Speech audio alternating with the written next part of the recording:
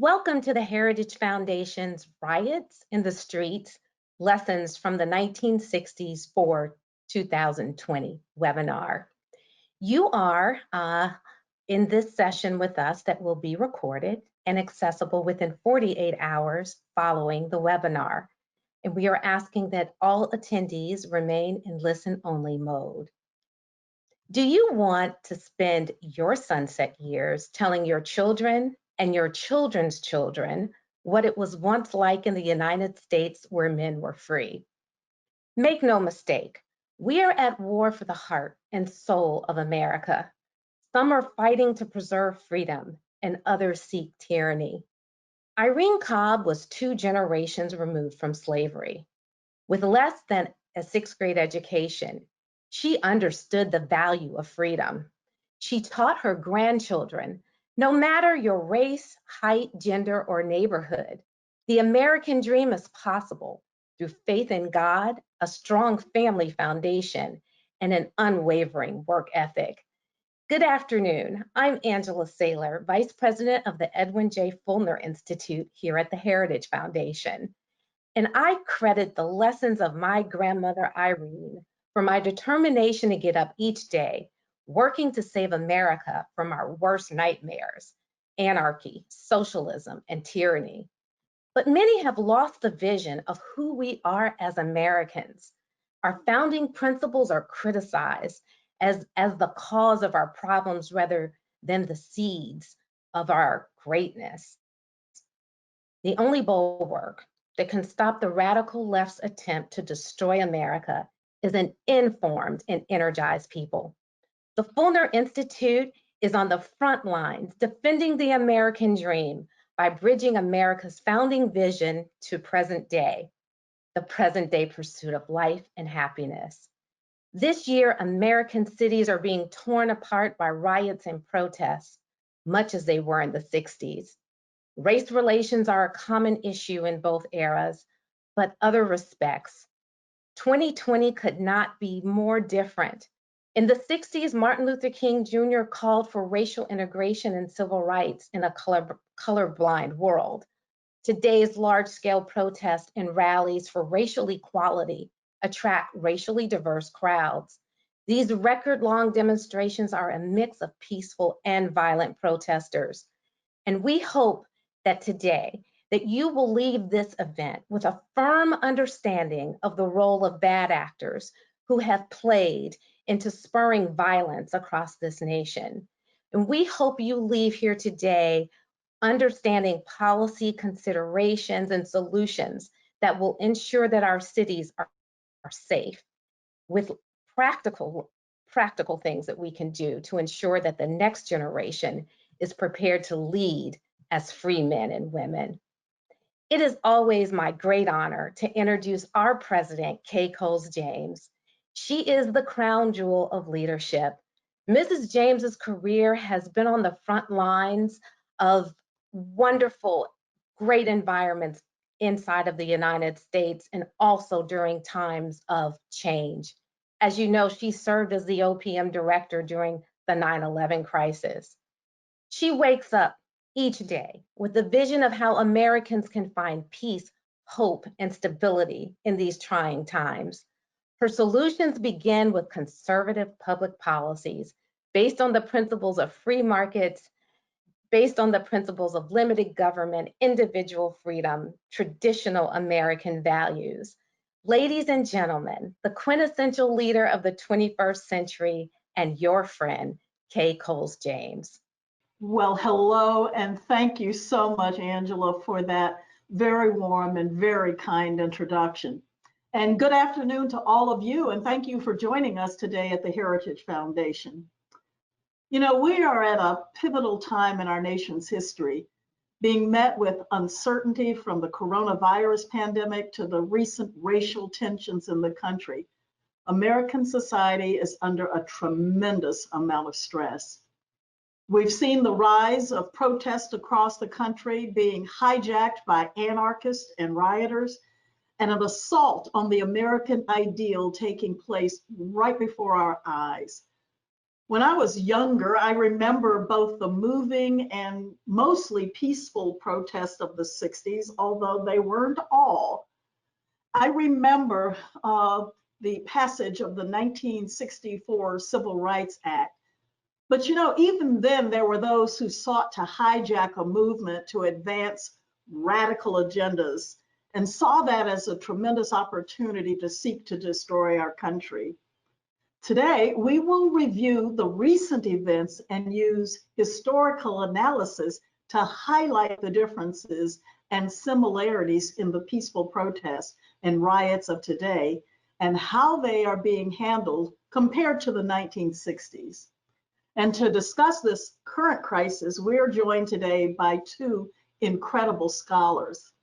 I should let you know that I asked to come and introduce both of them because they both are personal heroes of mine.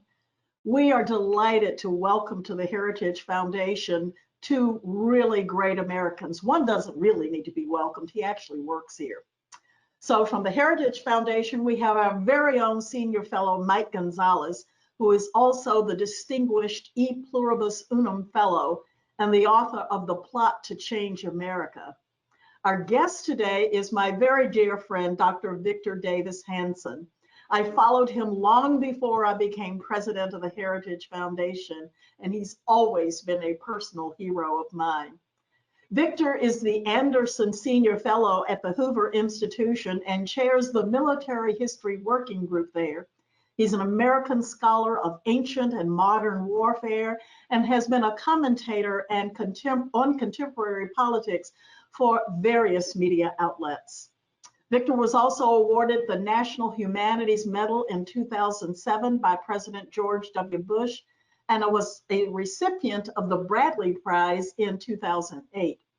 His accomplishments go on and on, but I'm certain we can all agree that Dr. Hansen is well equipped and armed to discuss the current state of the nation. I am pleased to once again welcome who we lovingly call VDH and look forward to the important dialogue. Victor, over to you, and Mike, glad you're able to join this conversation today. I'm very glad to be with you, even from my farm in Selma, where I'm looking out the window and can't see anything due to these fires. That's a different discussion. Superficially, the 1960s, as I lived through them as a young teen, were similar in the social protests that we see today. It was primarily, like today, a phenomenon of young people out on the street. It began as a one-issue protest, in that case, Vietnam, not the death of George Floyd and racial relations vis-a-vis the police of the United States. But like today, it blossomed out in cultural revolutionary style. So in the 60s, everything was questioned, from wearing glasses like this, wire rim glasses, or Levi's, or hippies, or your hair, or movies, or profanity. And by the same token, we can see that this movement now incorporates everything from advocacy for illegal immigration to transgenderism to movies and representation. So they're cultural history, they're cultural revolutionary movements, sort of like the Jacobin moment in the French Revolution, or Mao's Cultural Revolution, or what happened in Russia in 1917 and beyond. And ostensibly, they're angry also at the status quo, the establishment. And that's, I don't know if that's intrinsic about youthful cultural revolutions, but a little bit differently here is that there were force multipliers. COVID, the induced recession, the first national quarantine, these put people, you know, in their rooms or studios or wherever they were, basement, for 90 days or so. And so there was an exuberance that was unleashed in a more spontaneous, quick fashion, whereas the 60s grew slowly in intensity. But there's a lot of differences. And the first thing that I noticed, and I think you will too, is that in the past, these being movements of the left, the Democratic establishment in the cities, whether we like them or not, Sam Yorty in New York, in Los Angeles as mayor, or Frank Rizzo in Philadelphia, or Mayor Daley in Chicago, whatever they were relics of the old Democratic Party, and they wanted law and order so that it didn't impair both their ability to govern and the image of the Democratic Party. We've never seen anything quite like these blue state, in contrast, mayors, attorney generals, governors, and whether it's Ted Wheeler in Oregon or Lori Lightfoot in Chicago, that at least, or Mr. Garcetti in Los Angeles, seem to sympathize or contextualize or appease the violence. I know this is an election year and maybe people see it useful for a political agenda, but that's new, that the political hierarchy, the people in power, seem to be on the side of the cultural revolutionaries, even though sometimes they're less than explicit in their support. Another big difference is, if you remember back in the 60s, the protesters railed about the corporate world, IT&T, the Rockefeller banks, the Rothschilds, all of these trusts. It was almost like we were back in the 1890s. Today, if we were to look at the Fortune 400 or 500 and look at the so-called billionaire wealth, both in corporations and individuals, I think we would pretty much surmise that most of them are left-wing, and they've been very active in support. The Tom Steyers of the world, the Zuckerberg fortune, even Bill Gates, what he's weighed in on. Mayor Bloomberg promising to put $100 billion into the campaign of Joe Biden. And the foundations and the corporate world this time, and perhaps Wall Street and Silicon Valley as well, seem to be sympathetic, and therefore they're not targets of this cultural evolution to the same degree. Whether this is just simple opportunism or realpolitik, they don't want to be attacked or it'll hurt their business plans or models, I don't know. But in the past, this cultural revolution was class orientated. It was directed in the 60s against people who had something versus those who said they didn't. And this time it seems to be directed at those who have something, but aided and abetted by those who have something a lot. It's really a war against the middle and upper middle classes by the very wealthy and the very poor. There's another difference too. There's a lot more cultural levers in our society that are enhancing this protest. In the past, if athletes wanted to raise a fist or they questioned the relevance of sports that was not dealing with politics, they were isolated. We've never seen something where most of the team members of the NFL or the NBA are actively engaged in protest, and even the owners themselves, even when their own internal polling and data show that that's not a wise business decision. In other words, professional sports like Hollywood and entertainment are now part of this cultural revolution and enhancing it. Another big difference is, in the past, conservative Democrats sort of allied with conservative Republicans, and they tried to say whatever protests are legitimate, we have to have law and order first. But we've never seen conservatives. We have this never Trump so-called movement. We have a lot of conservatives who are actually attacking the president's response to the violence, suggesting that the use of military troops or federal marshals is insurrectionary in its own right, and that often advancing the argument that Donald Trump is not the remedy, but the cause of this dissension. That break, that Manichaean divide in the conservative movement was not present in the 1960s, at least to the same degree. I think more importantly, though, the medium is more the message today. In the past, it was true that the three networks and the New York Times, as is today, and Washington Post were pretty much left wing, but there was an old generation of, I guess we'd call them Cold War warriors that had opposed the old left. They had pretty much come down on the idea that America didn't have to be perfect to be good. And the media itself, while it was left leaning, it wasn't activist in the same sense. There weren't people, as Jim Rutenberg or Christian Amanpour or Jorge Ramos have said, this is no time to be disinterested. You have to be partisan. But more importantly is the mechanism by which the news has been delivered. We live now in the era of the internet search and social media, and the power, not just the $4 trillion in market capitalization of Google or Facebook or Apple or Amazon or these huge conglomerates that are not subject to antitrust legislation. They're not only decidedly left-wing and decidedly sympathetic with those out in the streets, but they have monopolies on how we see that information and we have access to it. So if there's a particular type of violence on the street, a policeman being attacked or an innocent bystander, they can calibrate a Google search, or they can censor a YouTube display, or they can go into social media and have an arbitrary and asymmetrical method of censorship that favors the protesters at the expense of those who feel that it's getting very dangerous. And so to sum up, it's a youthful protest. It's a cultural revolution that we're witnessing. It's not yet, believe it or not, in the intensity and the breadth and the longevity of the 1960s. But what makes it more dangerous, I think, is that it has far more cultural influence. Big money, Wall Street, corporations, Silicon Valley, professional sports, the media, Hollywood, celebrities, foundations than anybody ever imagined in the 1960s. In the 1960s, people said they all are the enemy and we're out on the streets alone. And now what we're hearing and what we're seeing and what we're realizing is the people out on the streets are simply the military wing of a huge progressive and very affluent and powerful progressive movement. And we haven't yet, as conservatives and traditionalists, discovered a way to counteract that, because we keep relying on the idea that most Americans are appalled at the violence and appalled at many of the agendas, and we think majority rules in this country, but we don't quite realize that 20%, 30% of the country can get an agenda fulfilled if they have the cultural heft and influence of the sort that we see now. Thank you very much. Thank you so much, Dr. Hansen. I'm going to now invite my colleague, Mike Gonzalez, to the screen and turn it over to you, Mike, to make your remarks. And then Dr. Hansen and I will join you back for a discussion.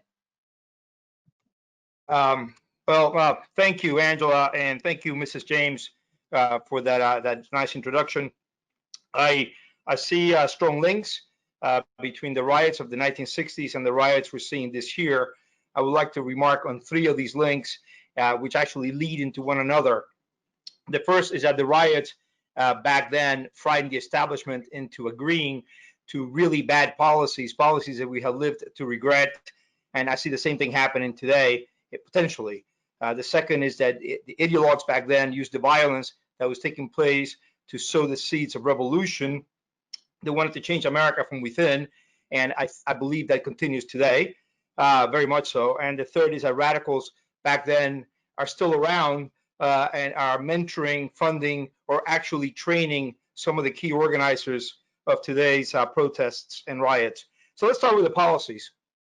As I describe in my book, one of the reasons we have the divisions we have today is that the establishment of the 60s and early 70s, which was then white and Eastern largely, lost its nerve and capitulated. Militants intimidated politicians, administrators, and mid-level bureaucrats into laying down the foundations of the identity politics that so rankles our lives today. One of the things we have to understand about what happened back then is that the riots could be devastating and were sustained. Some 700 riots took place between 1965 and 1971. Between 65 and 68 alone, there were more than 300 riots that left 250 people dead and hundreds of millions in property damage, most of it in African American communities. So the establishment panicked.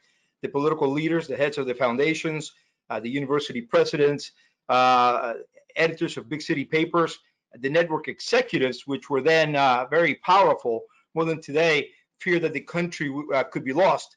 Among the policies they allowed was the creation of racial and identity ethnic categories by the federal bureaucracy, and then the related inception of racial preferences for university admissions, employment, in government contracting. By doing these things, they formalized identity groups, provided to individuals incentives to adhere to these groups, and nurtured the culture of victimhood that is so prevalent today. But some of these were intended consequences, some of them not intended. But either way, the whole scheme betrayed the colorblind promise of the civil rights movement that some of the speakers referred to before. Within a handful of years, the promises of getting rid of race in decision making was turned on its head.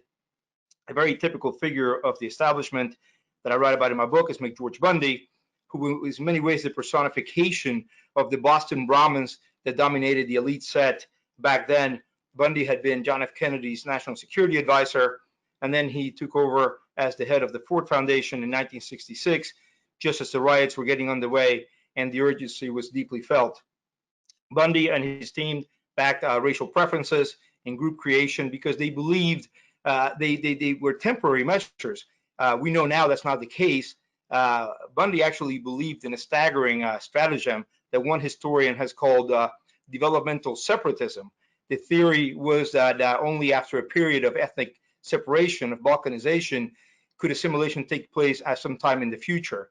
Now, according to that historian, Karen Ferguson, Bundy and his executives put on a brave face, but, quote, had little idea about how to stop the rebellions or their negative impacts on the American body politics, unquote. Ferguson goes on to say that fear of the destabilizing impact and revolutionary possibility of a sustained black revolt drove virtually all American social policy, public and private, during that crisis.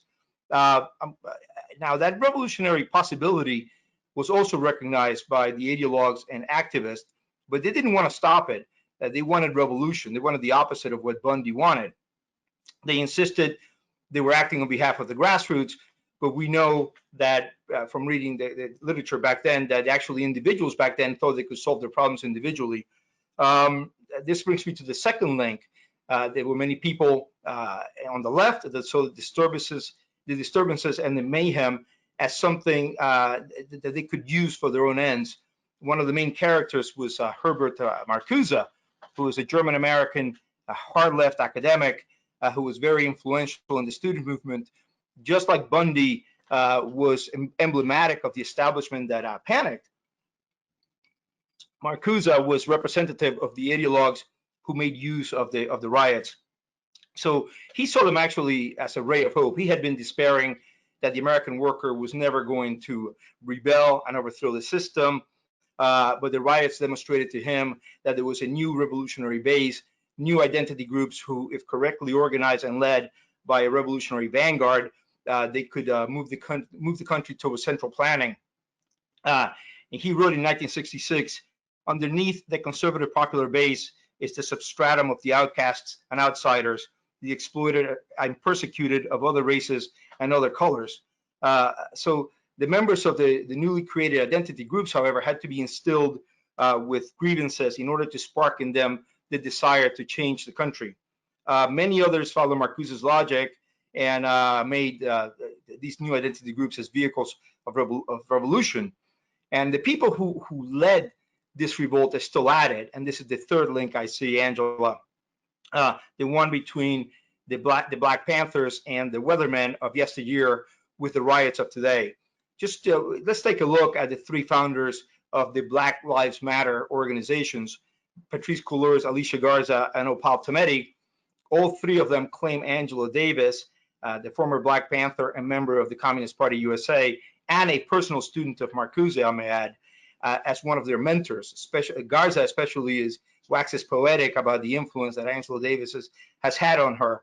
The same thing with Joanne Chesimard, who tops the FBI's most wanted list after escaping from prison for killing a cop in cold blood in '73.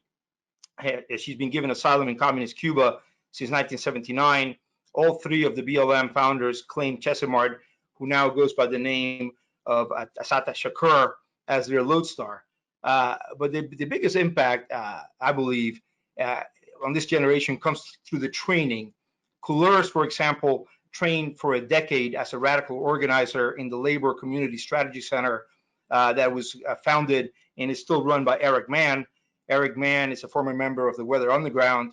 That's the 1960s group that the FBI identified as a domestic terrorist organization.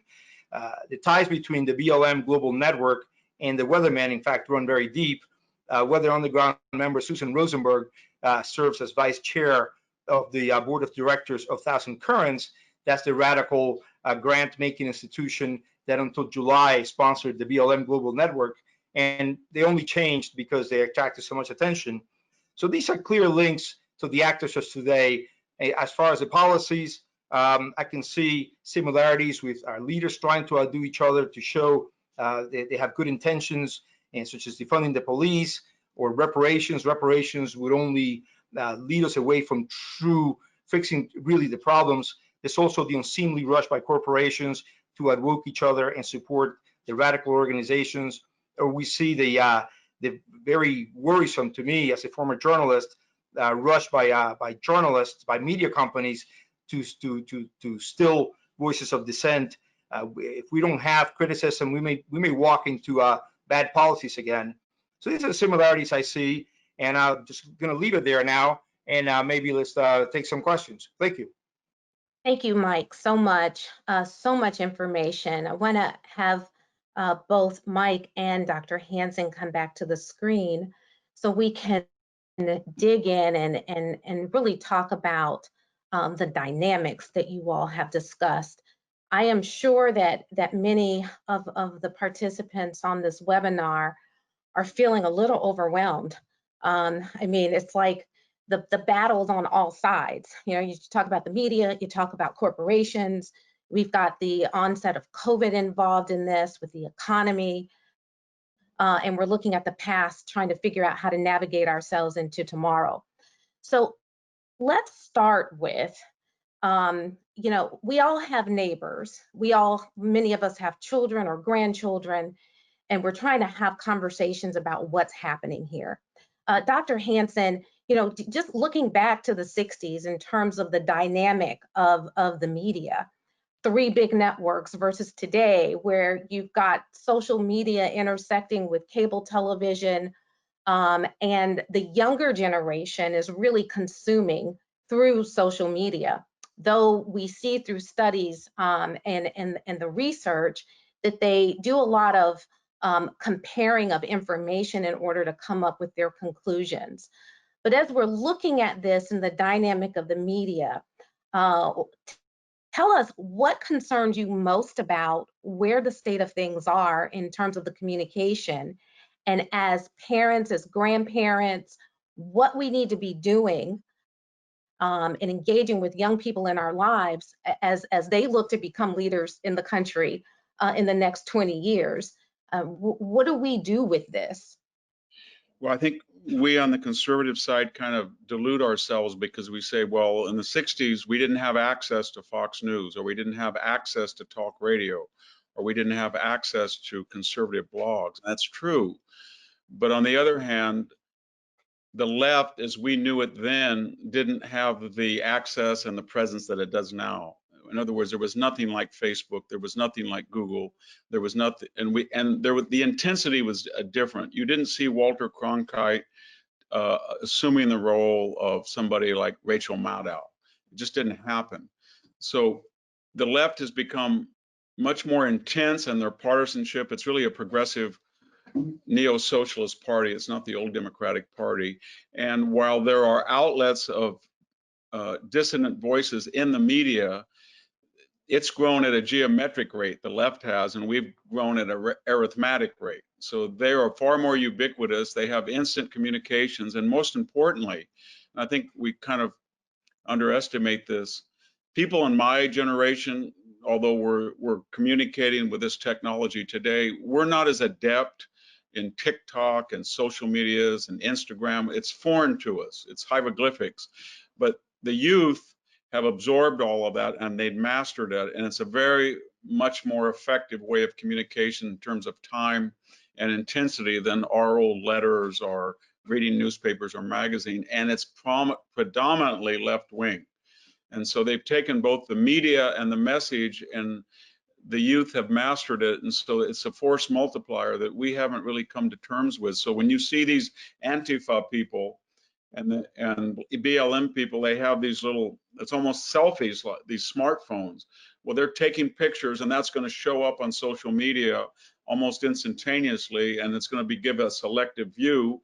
And then we're going to have these instant minicam reporters who are going to play it, and it's all going to be adjudicated by the logarithms of Google searches. So if I'm here out on my farm and I said, what happened in Portland? I'm going to type in, riot and Antifa and Portland, I'm not going to get the real story until I go through 50 different listed items, and the first 50 are going to be pretty progressive.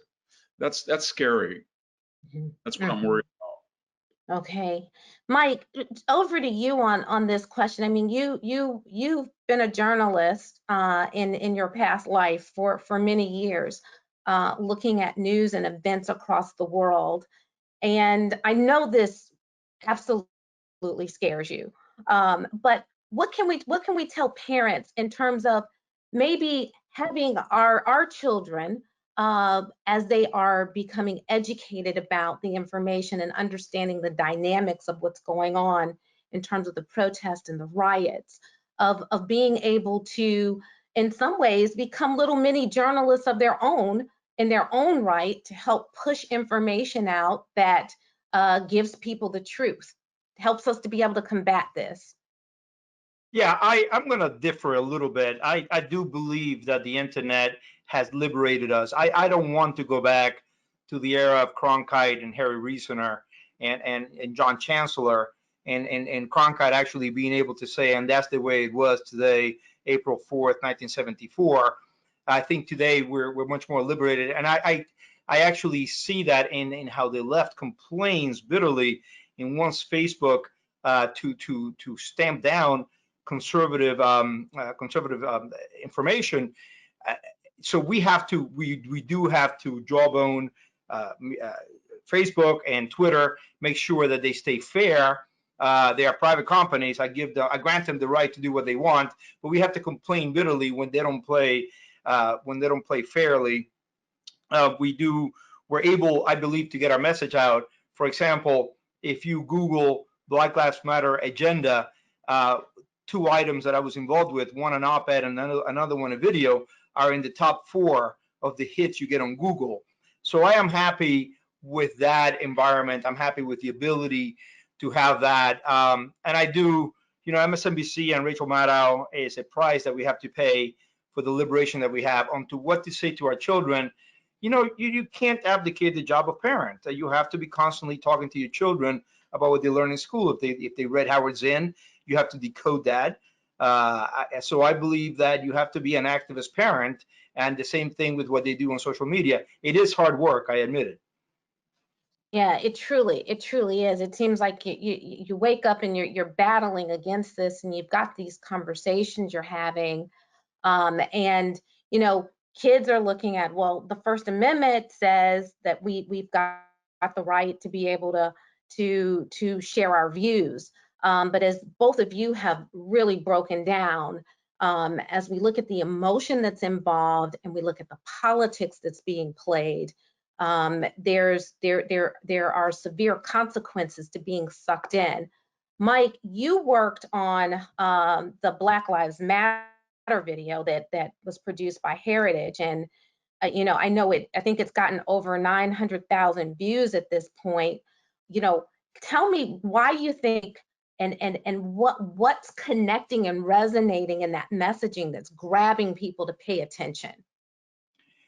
I think it's because we were the first to actually take the leadership position in saying we all agree with the sentiment that Black Lives Matter. Nobody in his right mind would not say that Black Lives, of course, matter, but the organizations are really truly Marxist outfits created by 3 women who are Marxists, and they say they are, and what they want to do is change society, and they don't hide this again. So we produced the video. It's closing in on 1 million views.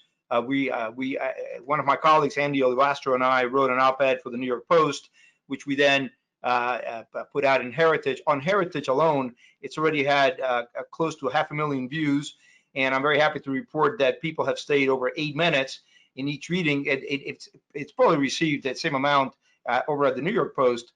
So I think that our political leaders are afraid to take on these issues because they don't want to be seen as taking on Black Lives Matter. There's a paper written today that says 95% of the riots that we have had since May have been organized at the beginning by Black Lives Matter, the organizations. We need to be able to speak about this, draw a fine line between the sentiment and the organizations, and point the bright light to the organizers, to the people who created these movements and what they want to achieve in American society. They want to change everything. Yeah. May I tell you, Dr. Hansen, one of the things that we haven't really talked about today between the remarks that the two of you have given is, there is when you look back to the 60s, we see an incorporation in terms of peaceful protests with faith-based leaders. And as we look at the streets today and the organizing as you and Mike have laid out in terms of this political corporate play component of bad intent, there seems to be absent from the organizing faith-based leaders. And I'd love to hear your perspective about that in terms of looking back at the 60s, Martin Luther King, churches were organizing and working in partnership many times with law enforcement. And then today, as you look at what's happening on the streets, it seems like there's no designated leader. This organizing is happening through social media. It's like hard to kind of put your finger on the movement of it, but it's all across the country. I think what you're getting at is that was what we're seeing at the very beginning was sort of a late stage 1960s and 70s. Those protests went on for years, as you say, with grassroots church involvement, social groups, peace groups that were largely peaceful. And then people like the SDS, the Weathermen, the Black Panthers began to hijack them, and they started going into bank robberies and attacks. And I think in 1971, we had almost one terrorist incident every other day. But that was a late stage. What's unique about this phenomenon, that was an early stage. From the very beginning, as Mike pointed out about BLM and Antifa, they were the organizers of it. And then very quickly they hijacked that. And there's not very many people who today in America say, I want to protest the killing of, George Floyd. I want to go out and peacefully protest, because they know what's going to happen. The protest date, the assembly points, the method of action, even the timing will be taken over by radical groups. Very quickly, one of the differences that might explain that is that when we were in the university, and I'm speaking as a student in the 1970s in California University, Stanford, University of California at Santa Cruz, and as a professor in later, 30 years later, I can tell you that there were still classical liberal Democrat professors. And by that I mean, if SDS people came in 1970, as they did when I was in college, and tried to hijack a class and throw and destroy an art historian's examples of paintings because they were bourgeois or they were capitalists. There were other professors that were outraged. And when they came into our class, we barred that. There were people of resistance in the university, and there were whole disciplines that were immune: physics, math, science. What's happened now is, and I can tell you as somebody who taught as a professor during this period, the entire professorate is woke. And so regardless of your discipline, you can have a math professor, a physics, and when you look at what they're trying to do within their own discipline, you get these memos in the university that all people within our department shall recalibrate their research according to, it's almost a Maoist or Stalinist directive, that it will have certain social justice issues, even in scientific research, or what we saw with the University of Chicago recently saying they will not admit anybody that is not studying Black studies issues. So the university now is much more solidified, it's much more woke, it's much less intolerant, and yesterday's classical liberal is now completely a dissident, and he's scared stiff that he'll be hounded out. And we saw that at Evergreen State. We saw that with Professor Katz at Princeton. One final note, we mentioned all these things that are different. One that we haven't talked about is the military, especially the retired military.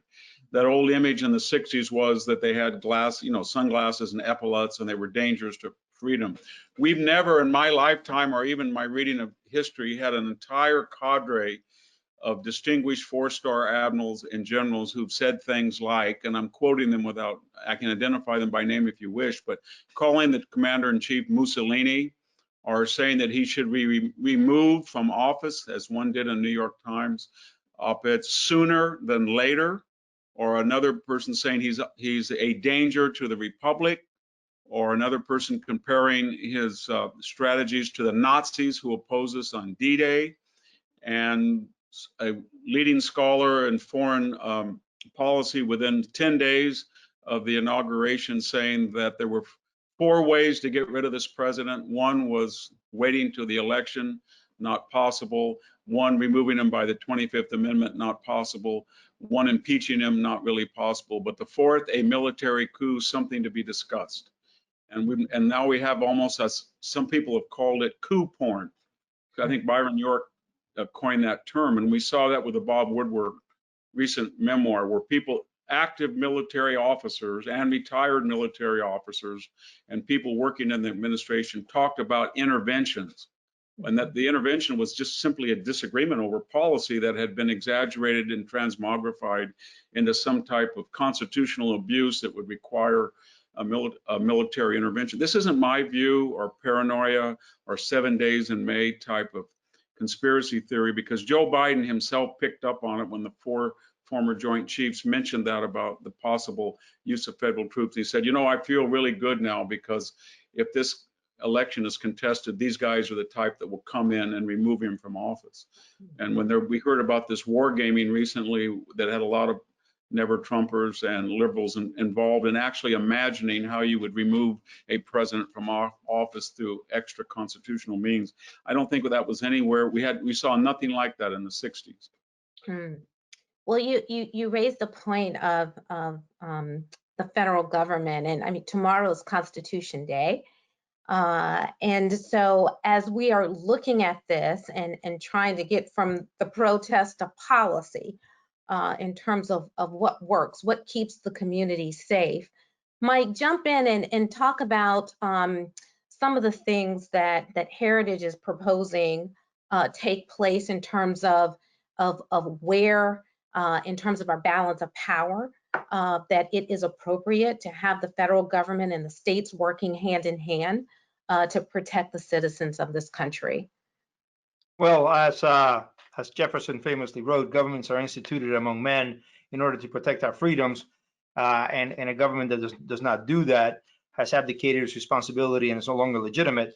However, we are very leery of federalizing the National Guard when a governor or a mayor is opposed to us coming in, and for good reason. You know, we don't want to use the National Guard for something that we believe is going to be A, very controversial, and B, they're not meant to do. They're not policemen. I think what needs to happen is that governors and mayors need to understand that they have to. People have a right to walk in their city. People have a right to have safe lives. This is by the way, I love what Victor just said about the differences we have seen. These are very important differences. But we also, another difference is we have never seen governors and mayors and police stand by and allow the destruction that is taking place. This is almost, people are talking about, and I hate to even bring up the comparison, right, about Spain in 1936 when the government was elected, and the leftist government was elected, and the people, the left just started attacking churches and attacking monuments, and the police and the army just stood by and allowed this to happen. This is not supposed to happen here in America. So again, this is, I believe that this is on the mayors and the governors. They have to work with the federal government. They have a responsibility to protect the rights of people, of their natural rights, the right to property, their right to life, and right now they're abdicating that responsibility. It's very worrisome. Mm-hmm. Mm-hmm. Dr. Hansen, it looked like you wanted to jump in on that point of, you know, in terms of trying to get to resolution and where the partnership has to take place between the federal government and at the state level in order to bring the peace and safety and security back to cities. Remember, we've had a flipping of views of states' rights. When we were growing up in the 60s, there was the idea that we were geographically and ideologically still captives of the Civil War. So the left said the federal government's ability to outlaw school prayer, or the Kennedy administration's move to nationalize the National Guard of Alabama so that George Wallace in 1963 could not obstruct civil rights of US citizens. We all agreed on that. But what's happened now is that the left has taken the old Confederate idea of states' rights and carried it to its own extreme. And so here in California, we have all these, I think nationwide, we have 550 jurisdictions yet that say that federal immigration law is no longer going to be enforced in certain cases within our jurisdictions. And it's not a symmetrical idea. If Provo, Utah wants to say, you know, I agree with that. So we have a sanctuary city law here in Provo that says if you want to buy a handgun, you don't have to follow federal law, just pick it up and walk out with it. Or if Boise, Idaho wants to say there is no endangered species list in Boise, Idaho, that federal law does not. The left just wants it asymmetrically one way, and they've countervened federal law in a way that's it's very dangerous. So, and that's what's really the basis, the idea of these cities and these mayors who are saying that within our jurisdictions, we're not going to deal with the law. We're not going to enforce it. If somebody gets arrested, we're not going to indict them. We're going to let them off. And the remedy for that, and I share Mike's hesitation, is not sending in federal troops in the way that George H.W. Bush was invited, you know, encouraged by Colin Powell during the Rodney King, and 5,000 Marines into LA. But because if they would arrive there, who knows what the reaction would be of the hosts? They might even oppose them. But it's to do, I think, what the administration's doing. They're doing what Lincoln is doing. They're saying, you don't own the federal courthouse in Portland. You don't own the post office. You don't own those federal monuments. Gavin Newsom, you don't own Yosemite. That's federal property, just like Lincoln said of Fort Sumner and the other. And then Barr at the same time, and I think he's been very canny about this.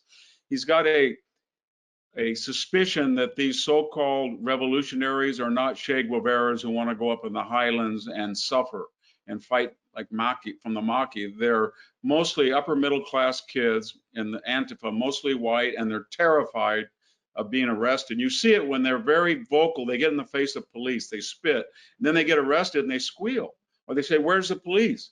So what they're doing is they've indicted over 1,500 of them on very serious felony charges. And I think that is going to be a very effective technique because it overrides the ability of local district attorneys to offer them exemptions, and it will be the type of serious accusation and indictment that will be very worrisome to their parents and themselves when they consider their cursus honorum and their eventual beautiful careers. So I think we've really got to expose this upper middle class romance with dishing it out to authorities, but not being able to take the consequences, because there has been no consequences. And I think that's what Barr is trying to remind America, that there are consequences to the violence that they inflict on innocent bystanders. Well, speaking of consequences, Mike, back to your point that you were driving in terms of looking back to the 60s and in terms of the economic harm caused and the devastation caused to communities and the economy as a whole. So now we are here with COVID. We have a strained economy just because of the nature of the environment that we're operating in. And as you all have eloquently outlined for us, you know, things have gotten worse in terms of protests from the 60s to now. It's more dangerous. So as we look 20 years ahead, and we look at trying to rebound our economy now out of a COVID-19 environment, what does this mean for in 20 years and in terms of escalation of rioting and protest and preservation of our economy and the strength and the safety of our cities? I mean, give us some hope for in the next 20 years that we're not on a trajectory for it to continue to get worse. No, look, these things are not long lasting. No society can live like this permanently. Well, I guess some societies do. I don't think ours will. We were talking with Victor earlier about the degree of devastation that we could end up having as a result of what we're seeing today. I'd like to hear what he has to say about that. But look, I am hopeful. I am hopeful for several reasons. One of the things that the left does is that it tries to do, it's a supremely vain attempt at changing human nature. It tries to, in human nature is unchanging. If you read the Odyssey, if you read the Bible, if you read the Iliad, you encounter figures who were depicted thousands of years ago, like Agamemnon and Sarah and Abraham and Ulysses. And the thing that's most striking about them is that they're just like us. They're exactly like us. Human nature is unchanging. And the left promises that the new man will arrive, but the new man never arrives. There is no new man. And so they have to rely on coercion. I do believe that Americans are more allergic to coercion than any other people in the world. We're more attached to liberty than any other peoples in the world, which is the reason why I remain optimistic, even though it looks so bad. I agree. I'm not being Pollyannish, Victor. I agree that we have ceded control of the commanding heights of the culture. I completely agree with you on the academy. It's even worse. It's even just as bad in K through 12. Also entertainment and the media. But I do think that in the end we will win. We have a better argument. And now Victor will tell me why I'm wrong and being too optimistic. Well, I mean, stable societies, some weather things like we're going through very well, some get weakened. In the antiquity, a stable society like Corcyra was torn apart by what they called stasis. 1848, we saw what happened in Europe. What made Britain avoid the 1789 French revolutionary activity, it's debatable. But what I would say is that no society is immune, that each generation is a chain, and it's a link in a big chain. And as Reagan reminded us, it can be wiped out within a generation. And what we haven't done is we haven't strengthened those links from generation to generation. And that's partly the culpability of the educational system. So when I teach or I go to a university to speak, if I ask the audience, what is Iwo Jima? What is Gettysburg? What is a Beach 17? And I get off the military sphere and say something like, what's the First Amendment? What's the Third Amendment? What's the Fifth Amendment? What's the Eighth Amendment? What's balance? They don't know this. None of this, these kids are known. They're very confident. They're very confident that they're articulate and rhetorical. And for all the $1.6 trillion in student loans that they're encumbered by and they're worried about, they're actually, with all due respect to them, quite ignorant. Ignorance and arrogance is a fatal combination. So they're zealous, but they have no reason to be zealous about anything because they don't have the education or the background or the general knowledge that people commiserate with their age 30 years ago, 40 years ago had. And so when they're doing the things they're doing and saying the things they're doing, they have no idea of the consequences and how fragile this country is. This is the only, since the Roman Empire, this is the only large multiracial experiment in history that's worked under a constitutional framework. And it's not easy. The natural inclination of most people is tribalism, to identify by their superficial appearance. This country, unlike the Soviet Union that got rid of that, or Yugoslavia that got rid of that, or the Romans said, we're going to get rid of that, but we're not going to do it through an ideological straitjacket like communism or a dictator or a Cadillo. We're going to make people get along because they have a common shared ideal of citizenship. We're going to give up our tribal identities, slow at first, checks and balances, detours, cul-de-sacs, but eventually we're going to be Americans first and common ideals. And what you look like is incidental. It's not essential to your character. But that's an artificial idea. That's not a natural tendency for most people. As Mike says, human nature hasn't changed. And you let people do what they want and they revert to a Lord of the Flies tribalism. And I think people are testing those limits right now. And so when the English department, as I said, at Chicago says, we're going to radically change everything. We don't want Shakespeare scholars. We don't want Milton scholars. We don't want American novel scholars, only Black studies people. Or we go to a dorm and we say, you can now determine your roommate in advance by his skin color. that chips away, and it does its part to erode this. And finally, people are going to say, you know what? If that person's going tribal and that group is going tribal to survive, I'm going to go tribal. And I can already see it out in the hinterlands of the San Joaquin Valley. If I go into Walmart at 6 in the morning and there's mostly a Latino group by 10 o'clock, but there's the vestigial white group still there at 6 and 7 in the morning, people that I don't even know who have no idea of me will now say hello. And the coded communication is, I'm going to say hello to you because you superficially look like I do. And for the first time in my life, I'm going to identify by my tribe. That's a very dangerous idea. And we haven't seen it yet with the majority population. We do not want to see it. But if everybody starts to go tribal, and I think Francis Fukuyama in his recent book warned against it, it's once you go tribal, it's kind of like going nuclear. Everybody does it for their sense, wrongly or rightly, of survival. And that'll be the dissolution of this country. Arthur Schlesinger, you know, wrote about it and warned about it 30 years, and old liberals, so did others. And that's what I'm worried about, that we got to stop this tribalism now and go back to an assimilationist, integrationist, intermarriage, melting pot paradigm, because the other one leads to oblivion. Well, gentlemen, this has been an incredible discussion. Your scholarship, your wisdom that you've shared, I think has really shed light on so much for everyone who's participating. Our time is almost up. I want to give each of you a chance to do a 1-minute recap as we close out. And, you know, tomorrow, as I said earlier, is Constitution Day.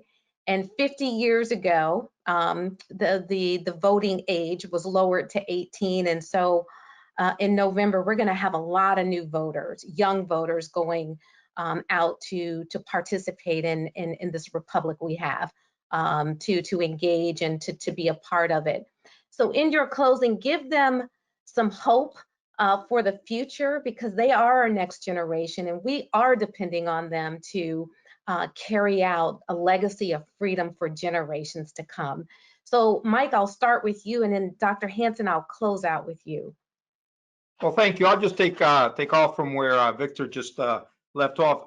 This idea of dividing society into group identities is pernicious, especially in a country such as ours.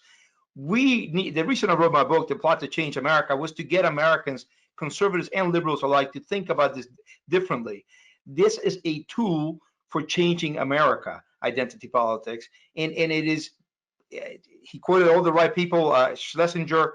These are all liberals and conservatives who loved America, and many liberals agree with conservatives that we need to walk away from these categories, and we need to get the government out of creating the categories, get the government out of giving people a rewards for adhering to the categories in terms of racial preferences. This leads to nowhere good, and it will really be the end of us if we continue it. I think that we can turn back, though. I remain optimistic. Thank you. Thank you. Dr. Hansen. I would say a couple of things, maybe three. All of us have to stop blaming the past for our unhappiness in the future. We can make our own future. It's up to us. It's our responsibility. This idea that we're going to go back 50, 60, 100, 200 years and talk about pre-modern people whose basic worry was getting up one more day and living under primitive conditions of health and food, and say, you know what, they weren't utopian like that. That's a very dangerous idea, to wipe out your cultural past. And the second is, stop putting these utopian burdens on us. We do not have to be perfect to be good. All we have to be is far better than the alternative. And when we look about the world today and we travel and we see all the immigrants who are begging to come in here, it's pretty clear that other people other than ourselves feel that the United States is better than the alternative. And that should be reassuring to us.